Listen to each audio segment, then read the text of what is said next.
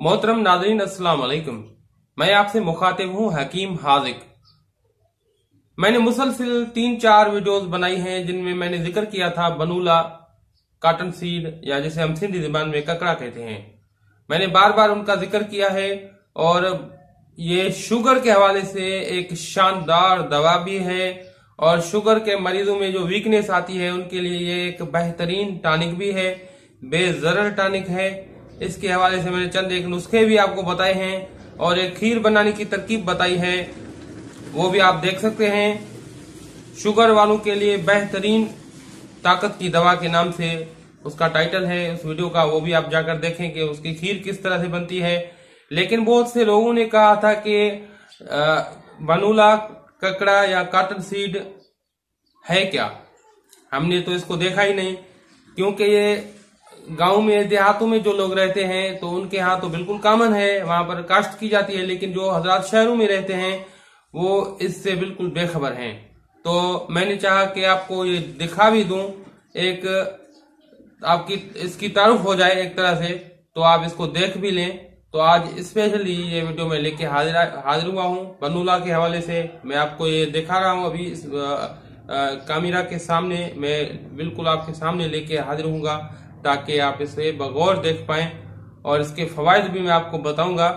Sugar में जो मुब्तला हैं, अल्लाह न करे जो हजरात शुगर जैसी मूजी मर्ज में मुब्तला हैं, वो मेरे इस वीडियो को आखिर तक लाजमन देखें। मोहतरम नाज़रीन, तो आप देख रहे हैं ये आपके सामने है कॉटन सीड।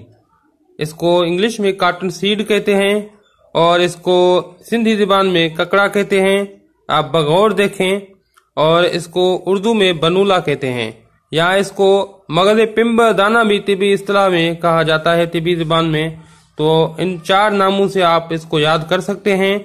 और ये पाकिस्तान में बआसानी मिलने वाली चीज है और बहुत सस्ती मिलने वाली चीज है, इतनी महंगी भी नहीं है। किलो के हिसाब से आपको 40-50 रुपए किलो तक मिल जाएगा ये।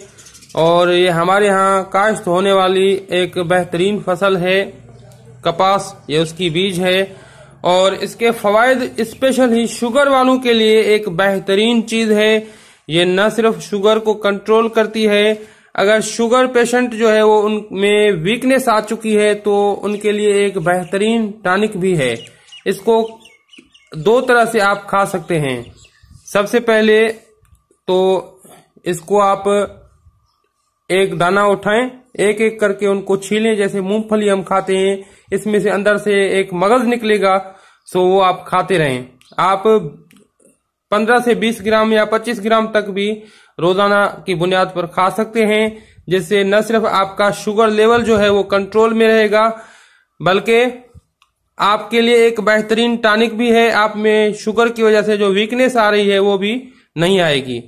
और इसके अलावा इसकी एक खीर बनाने की तरकीब भी मैंने बताई है दूसरी वीडियो में, वो भी आप जाकर देख सकते हैं। और मैं इस वीडियो की डिस्क्रिप्शन में भी उसका लिंक दे दूंगा, आप वहीं से जाकर देख लें।